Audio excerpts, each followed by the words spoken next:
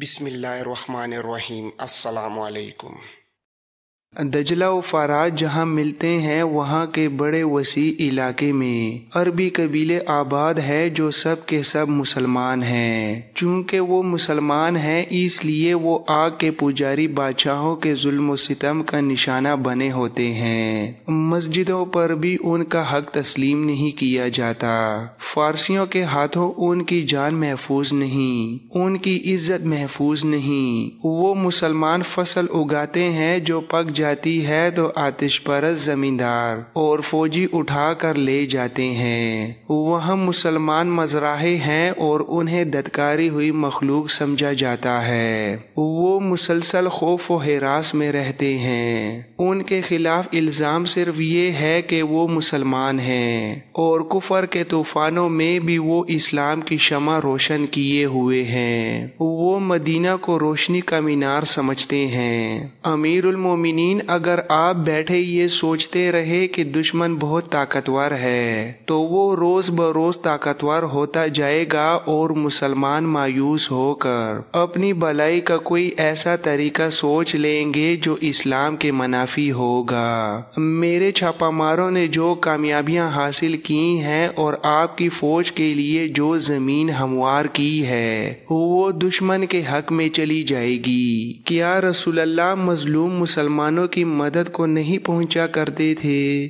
خدا کی قسم میں ان کی مدد کو پہنچوں گا۔ خلیفہ ابوبکر رضی اللہ تعالی عنہ نے کہا اور اپنے پاس بیٹھے ہوئے ایک سالار سے پوچھا، ولید کا بیٹا خالد کہاں ہے؟ یمامہ میں آپ کے اگلے حکم کا انتظار کر رہا ہے امیر المومنین۔ کوئی تیز رفتار قاصد بھیجو اور اسے پیغام بھیجو کہ جلدی مدینہ پہنچے۔ فارس کی بادشاہی سے ہم اللہ کی تلوار کے بغیر نہیں لڑ سکتے۔ خلیفہ رضی اللہ تعالی عنہ مثنیٰ سے مخاطب ہوئے، اور تم مثنیٰ واپس جاؤ اور عرب قبیلوں کے جس قدر آدمی اکٹھے کر سکتے ہو کر لو۔ اب تمہیں کھلی جنگ لڑنی پڑے گی جو تم شبخون اور چھاپوں کے انداز سے بھی لڑ سکتے ہو، لیکن اپنے فیصلوں میں تم آزاد نہیں ہوگے۔ خالد سالار اعلیٰ ہوگا، تم اس کے فیصلوں کے پابند ہوگے۔ مثنیٰ بن حارث نے کہا، تسلیم امیر المومنین، ایک اور عرض ہے۔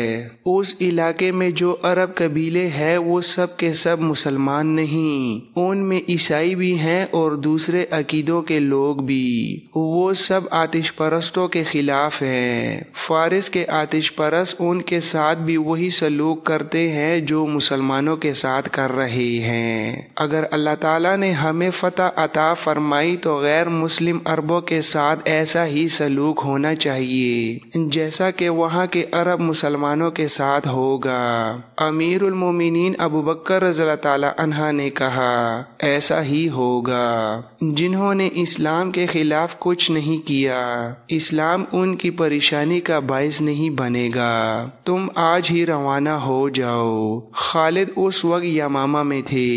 ان کی دونوں بیویاں لیلہ ام تمیم اور بنت مجا ان کے ساتھ تھیں۔ امیر المومنین کا پیغام ملتے ہی خالد یمامہ سے روانہ ہوئے اور مدینہ پہنچ گئے۔ خلیفہ نے خالد سے پوچھا، کیا مثنیٰ بن حارث کا نام تم نے کبھی سنا ہے؟ جی جناب سنا ہے، اور یہ بھی سنا ہے کہ فارسیوں کے خلاف اس نے ذاتی قسم کی جنگ شروع کر رکھی ہے، لیکن مجھے یہ معلوم نہیں کہ اس کی ذاتی جنگ ذاتی مفاد کے لیے ہے یا وہ اسلام کی خاطر لڑ رہا ہے۔ امیر المومنین نے کہا، وہ یہاں آیا تھا۔ جہاد جو اس نے شروع کر رکھا ہے اس میں اس کا کوئی ذاتی مفاد نہیں۔ میں نے اس لیے تمہیں بلایا ہے کہ تم سے مشورہ کر لوں کہ مثنیٰ ہم سے جو مدد مانگ رہا ہے وہ اسے دی جائے یا اس وقت کا انتظار کیا جائے جب ہم فارسیوں کی اتنی بڑی قوت کے خلاف لڑنے کے قابل ہو جائیں گے۔ خالد رضی اللہ تعالی عنہ نے پوچھا، वो किस किस्म की जंग लड़ रहा है। अमीरुल मोमिनीन ने खालिद को पूरी तफसील से बताया कि मुसन्ना शबखून की नोयत की जंग लड़ रहा है और इस वक्त तक वो कितनी कामयाबियां हासिल कर चुका है। उसकी सबसे बड़ी कामयाबी तो ये है खालिद कि उसने ज़रतश्तों के महकूम मुसलमानों को मुत्तहिद कर रखा है और उनमें ऐसा जज्बा पैदा किया है कि उन्होंने ज़रतश्तों के जुल्म सितम में अपने सीनों में इस्लाम को जिंदा रखा हुआ है। उबला और इराक के दूसरे इलाकों में जहां मुसलमान आबाद हैं, वो फारसियों के गैर इंसानी तशद्दुद का निशाना बने हुए हैं। इन हालात में अपने अकीदों को सीनों से लगाए रखना बेमायनी सा बन जाता है। वो मुसलमान सिर्फ इतना कह दें कि मदीना और इस्लाम से उनका कोई ताल्लुक नहीं, तो उनके सारे मसाइब खत्म हो जाएंगे। ये मुसन्ना और उसके चंद एक साथियों का कमाल है कि उन्होंने इन हालात में भी वहाँ के मुसलमानों को इस्लाम से मुनहरिफ होने नहीं दिया।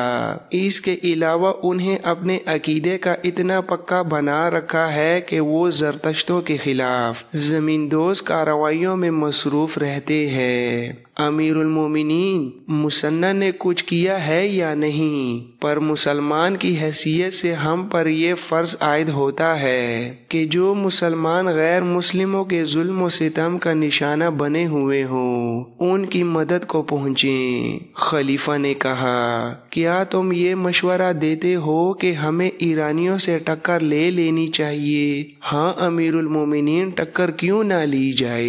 यहाँ तो सूरत हाल कुछ और है। जैसा कि आपने बताया है कि मुसन्ना ने वहाँ कुछ कामयाबियां हासिल कर ली हैं और उसने हमारे हमले के लिए राह हमवार कर दी है। शबखून और छापे मारने वाले इतना ही कर सकते हैं जितना मुसन्ना ने किया है। वो किसी इलाके पर कब्जा नहीं कर सकते।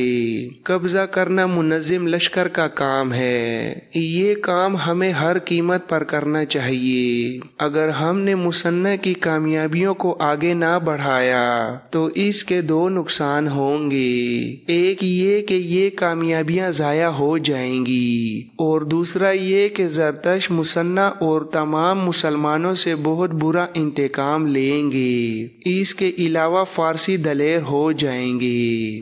जैसा कि मुसन्ना ने आपको बताया है कि उसने ईरानियों को इस कदर नुकसान पहुंचाया है कि उनके हौसले मजरूह हो गए हैं। अगर उन्हें दम लेने का मौका दे दिया गया तो वो अपने महकूम मुसलमानों को कत्ल करेंगे और इस खतरे को ख़त्म करके वो उस सरहदी इलाके को पहले से ज़्यादा मजबूत कर लेंगे। अपने इलाकों को महफूज करने के लिए वो अपनी सरहद के बाहर के इलाकों पर भी काबिज हो सकते हैं। उस खतरे से महफूज रहने की यही एक सूरत है कि हम मुसन्ना की मदद को पहुँचें और बेशतर इसके कि ज़रतश हमारी तरफ बढ़ें। हमें उन्हें उनके अपने इलाके से भी पीछे हटने पर मजबूर कर दें। खलीफा अबू बकर रज़ियल्लाहु ताला अन्हा ने खालिद रज़ियल्लाहु ताला अन्हा को ये हिदायत देकर रुखसत कर दिया कि वो अपने लश्कर को साथ लेकर इराक की तरफ पेशकदमी करें। खलीफा अबू बकर ने कहा, खालिद, तुम्हारे लश्कर में ज्यादा तादाद उन लोगों की है जो बड़े लंबे अरसे से घरों से दूर लड़ रहे हैं। उन्हें फारसियों जैसे ताकतवर दुश्मन के खिलाफ लड़ाना मुझे अच्छा नहीं लगता। मैं किसी को मजबूर नहीं करूँगा। बेहतर सूरत ये होगी कि तुम रजाकारों की एक फौज बनाओ। उसमें ऐसे आदमियों को रखो जो मुर्तिदीन के खिलाफ लड़ चुके हैं। तुम्हारे साथ कुछ ऐसे आदमी भी होंगे जो मुर्तिदीन के साथ थे। शिकस्त खाकर उन्होंने अपनी खैरियत इसी में समझी कि वो इस्लामी लश्कर में शामिल हो जाएं। ऐसे किसी आदमी को अपने लश्कर में ना रखना। हम बड़े ताकतवर दुश्मन को ललकारने जा रहे हैं। मैं इसलिए कोई खतरा मोल नहीं लेना चाहता। खालिद ने पूछा, अमीरुल मोमिनीन, क्या आप मुझे ये इजाजत दे रहे हैं کہ उन लोगों को अपने लश्कर से निकाल दूं। निकाल देना और बात है वलीद के बेटे, तुम अपने लश्कर से ये कहना कि जो आदमी अपने घर को जाना चाहता है उसे जाने की इजाजत है, फिर देखना तुम्हारे साथ कौन रहता है। अगर तुम्हारा लश्कर बहुत कम रह गया तो खिलाफत उसकी कमी को किसी न किसी तरह पूरा करेगी। जाओ वलीद के बेटे, अल्लाह तुम्हारे साथ है। खलीफा अबू बकर अज़म और ईमान के पक्के थे। उन्होंने इराक पर हमले का जो फैसला किया था उस पर वो हर हाल में हर कीमत पर पूरा अमल करना चाहते थे। खालिद तो चाहते ही यही थे कि उन्हें लड़ने का मौका मिलता रहे। उन्होंने खलीफा के इरादे को और ज्यादा पुख्ता कर दिया। इराक के उस इलाके में जहां दजला और फरात मिलते हैं वहां मुसलमानों की बस्तियां थीं। ये मुसलमान मजबूरी और मजलूमियत की जिंदगी गुजार रहे थे। अब वहां की सूरत हाल ये हो गई कि वो पहले की तरह मजलूम और मखहूर रहे, जैसे वो चलती फिरती लाशें हों। लेकिन उनके घरों में ऐसी सरगर्मी शुरू हो गई कि वो छुप छुप कर बुर्चियां और कमान बनाने लगे। उन्हें मुसन्ना बिन हारिस की तरफ से जो पैगाम मिला था वो सरगोशियों में घर घर पहुंच जाता था। मुसन्ना के छापामारों ने इराक की सरहद से दूर एक दुश्वार गुजार इलाके में अपना अड्डा बना रखा था। बुर्चियां और तीर व कमान जो घरों में चोरी छुपे तैयार होते थे वो रात की तारीकी में उस अड्डे तक पहुंच जाते थे। बस्तियों से जवान आदमी भी गायब होने लगे। ईरानियों की सरहदी चौकियों पर और उनके फौजी काफिलों पर मुसलमानों के शबखून पहले से ज्यादा हो गए। ये मुसलमान दरपर्दा एक फौज की सूरत में मुनज़्ज़िम हो रहे थे और उस फौज की नफरी बढ़ती जा रही थी। यमामा में खालिद रज़ियल्लाहु ताला अन्हा की फौज में सूरत हाल उसके उलट हो गई। खालिद ने जब अपनी फौज में जाकर ये ऐलान किया कि जो कोई अपने घर को वापस जाना चाहता है वो जा सकता है, तो उसके 10,000 नफरी के लश्कर में सिर्फ 2,000 आदमी रह गए। 8,000 आदमी मदीना को रवाना हो गए।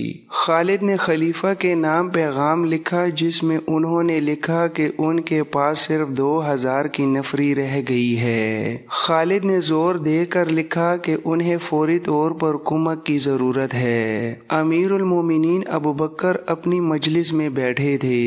खालिद के कासिद ने उन्हें खालिद का तहरीरी पैगाम दिया। खलीफा ने ये खत बुलंद आवाज से पढ़ना शुरू कर दिया।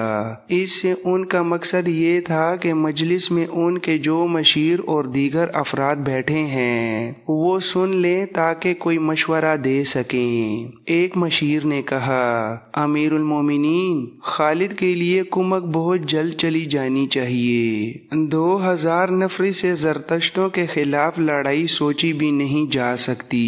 अमीरुल मोमिनीन ने हुक्म दिया, काका बिन उमरों को बुलाओ। थोड़ी देर बाद घटे हुए जिस्म का एक कद आवर नौजवान खलीफा के सामने आन खड़ा हुआ। अमीरुल मोमिनीन ने उस नौजवान से कहा, काका, खालिद को कुमक की जरूरत है। तैयारी करो और फौरन यमामा पहुंचो और उससे कहो कि मैं तुम्हारी कुमक हूँ। या अमीरुल मोमिनीन, एक मशीर ने हैरान होकर कहा, खुदा की कसम, आप मजाक तो नहीं कर रहे, लेकिन उस सालार को जिसकी 8,000 फौज उसका साथ छोड़ गई हो सिर्फ एक आदमी की कुमक देना मजाक लगता है। अमीरुल मोमिनीन अबू बकर जरूरत से ज्यादा संजीदा थे। उन्होंने काका रज़ियल्लाहु ताला अन्हा बिन उमरों को सर से पांव तक देखा और सुकून की आह लेकर बोले, मुजाहिदीन के जिस लश्कर में काका जैसा जवान होगा वो लश्कर शिकस्त नहीं खाएगा। काका रज़ियल्लाहु ताला अन्हा اسی وقت گھوڑے پر سوار ہوا اور مدینہ سے نکل گیا۔ مشہور مورخ طبری، ابن اسحاق واقدی اور سیف بن عمر نے یہ واقعہ بیان کرتے ہوئے لکھا ہے کہ اس سے پہلے بھی ایک ایسا واقعہ ہو چکا تھا۔ ایک سالار ایاز بن غنم نے محاذ سے مدینہ میں قاصد بھیجا تھا کہ کمک کی ضرورت ہے۔ خلیفہ ابوبکر رضی اللہ تعالی عنہ نے صرف ایک آدمی عبد بن عوف الحمیری کو کمک کے طور پر بھیجا تھا۔ اس وقت بھی اہل مجلس نے حیرت کا اظہار کیا تھا اور امیر المومنین نے یہی جواب دیا تھا کہ جو کاکا کو خالد کے پاس بھیجنے پر دیا تھا۔ حقیقت یہ تھی کہ خلیفہ ابوبکر خالد کو مایوس نہیں کرنا چاہتے تھے، لیکن مدینہ میں کمک نہیں تھی۔ صرف یہی ایک محاذ نہیں تھا، اس وقت تمام کے تمام مشہور سالار مختلف محاذوں پر لڑ رہے تھے اور یہ ساری جنگ ارتداد کے خلاف لڑی جا رہی تھی۔ اسلام کے دشمن دیکھ چکے تھے کہ مسلمانوں کو میدان جنگ میں شکست دینا بڑا مہنگا سودا ہے، چنانچہ اسلام کو کمزور کر کے ختم کرنے کا انہوں نے یہ طریقہ اختیار کیا کہ کئی افراد نے نبوت کا دعویٰ کر دیا اور اپنے اپنے طریقوں سے پیروکار بنا لیے۔ متعدد ایسے قبیلے جو اسلام قبول کر چکے تھے اسلام سے منحرف ہو گئے اور اسلام سے انحراف کا یہ سلسلہ تیز ہوتا جا رہا تھا۔ ارتداد کے فتنے کے پیچھے یہودیوں کا ہاتھ تھا۔ خلیفہ ابوبکر رضی اللہ تعالی عنہ کی خلافت اسی فتنے کے خلاف برسر پیکار رہی۔ اس فتنے کو وعظوں اور تبلیغی لیکچروں سے نہیں دبایا جا سکتا تھا، اس کے لیے مسلح جہاد کی ضرورت تھی۔ یہ جنگی پیمانے کی مہم تھی جسے سر کرنے کے لیے مدینہ فوج سے خالی ہو گیا تھا۔ کمزور محاذوں کو کمک دینے کے لیے دوسرے محاذوں سے فوج بھیجی جاتی تھی۔ امیر المومنین نے خالد کو صرف ایک آدمی دینے پر اکتفا نہ کیا، انہوں نے دو طاقتور قبیلوں مفر اور ربیعہ کے سرداروں کو پیغام بھیجے کہ خالد رضی اللہ تعالی عنہ کو زیادہ سے زیادہ آدمی دیں۔ کاکا بن عمرو جب خالد کے پاس پہنچا تو خالد نے اپنے خیمے میں غصے سے ٹہلتے ہوئے کہا، صرف ایک آدمی؟ کیا میں نے امیر المومنین کو بتایا نہیں کہ میرے پاس صرف 2000 لڑنے والے رہ گئے ہیں اور خلافت مجھ سے توقع رکھتی ہے کہ میں فارس کی اس فوج سے ٹکر لوں جو ذرا میں ڈوبی ہوئی ہے۔ کاکا رضی اللہ تعالی عنہ نے کہا، میرے سالار میں 8000 کی کمی پوری نہیں کر سکتا، مگر خدا کی قسم کوئی کمی رہنے بھی نہیں دوں گا۔ وقت آنے دیں، جس رسول صلی اللہ علیہ وآلہ وسلم کا کلمہ پڑھتا ہوں اس کی روح مقدس کے آگے تمہیں شرمسار نہیں ہونے دوں گا۔ میں یمامہ میں بیٹھا نہیں رہوں گا۔ خالد نے ایسے کہا جیسے اپنے آپ سے بات کر رہے ہوں۔ مصنع میرا انتظار کر رہا ہوگا، میں اسے اکیلا نہیں چھوڑوں گا، لیکن خالد خاموش ہو گئے۔ انہوں نے اوپر دیکھا اور سرگوشی میں کہا، خدائے عزوجل، میں نے تیرے نام کی قسم کھائی ہے، اپنے نام کی خاطر میری مدد کر، مجھے ہمت اور استقلال عطا فرما کہ میں اس آگ میں کود کر اسے ٹھنڈا کر دوں جس کی زرتش عبادت کرتے ہیں۔ میں گواہی دیتا ہوں کہ تیرے سوا عبادت کے لائق کوئی نہیں اور محمد صلی اللہ علیہ وآلہ وسلم تیرے رسول ہیں۔ لیلا نے کہا، کیا تو ہمت ہار رہا ہے ولید کے بیٹے؟ کیا تو نے نہیں کہا تھا کہ اللہ کی راہ میں لڑنے والوں کی اللہ مدد کرتا ہے؟ خالد نے کہا، میں ہمت نہیں ہاروں گا، میں شکست کا عادی نہیں، اللہ مدد کرے گا۔ خدا کی قسم میں جو جلال کا طلبگار نہیں، مجھے فارس کے بادشاہ کا تخت نہیں چاہیے، مجھے وہ زمین چاہیے جو اللہ کی ہے है और उस पर बसने वाले अल्लाह और उसके रसूल के नाम लेवा होंगे। वो 2000 मुजाहिदीन जो खालिद के साथ रह गए थे यमामा के एक मैदान में खालिद के साथ खड़े थे। खालिद घोड़े पर सवार थे। उन्होंने अपनी उस कलील फौज से बड़ी बुलंद आवाज से मुखातिब हुए, मुजाहिदीन इस्लाम, अल्लाह ताला ने हमें इस्लाम का नाम दूर दूर तक पहुंचाने के लिए चुना है। वो जिन्हें अपने घर और अपने माल और आयाल अजीज थे वो चले गए हैं, हमें उनसे गिला नहीं। उन्होंने खाक और खून के रास्तों पर हमारा साथ दिया था। बड़े लंबे अरसे तक वो हमारे हमसफर रहे। अल्लाह उन्हें जहाद का सिला अता फरमाए। तुमने मेरा साथ नहीं छोड़ा, इसका अजर मैं नहीं अल्लाह देगा। हम बहुत ही ताकतवर दुश्मन पर हमला करने जा रहे हैं। मत देखो हमारी तादाद कितनी है। बदर के मैदान में तुम कितने और कुरैश कितने थे। ओहद में भी मुसलमान थोड़े थे। मैं उस वक्त मुसलमानों के दुश्मन कबीले का फर्द था। तुम में भी ऐसे मौजूद हैं जो कबूल इस्लाम से पहले बदर के मैदान में मुसलमानों के खिलाफ लड़े थे। क्या हमने कहा नहीं था कि इन थोड़े से मुसलमानों को हम घोड़ों के सुमो तले कुचल डालेंगे।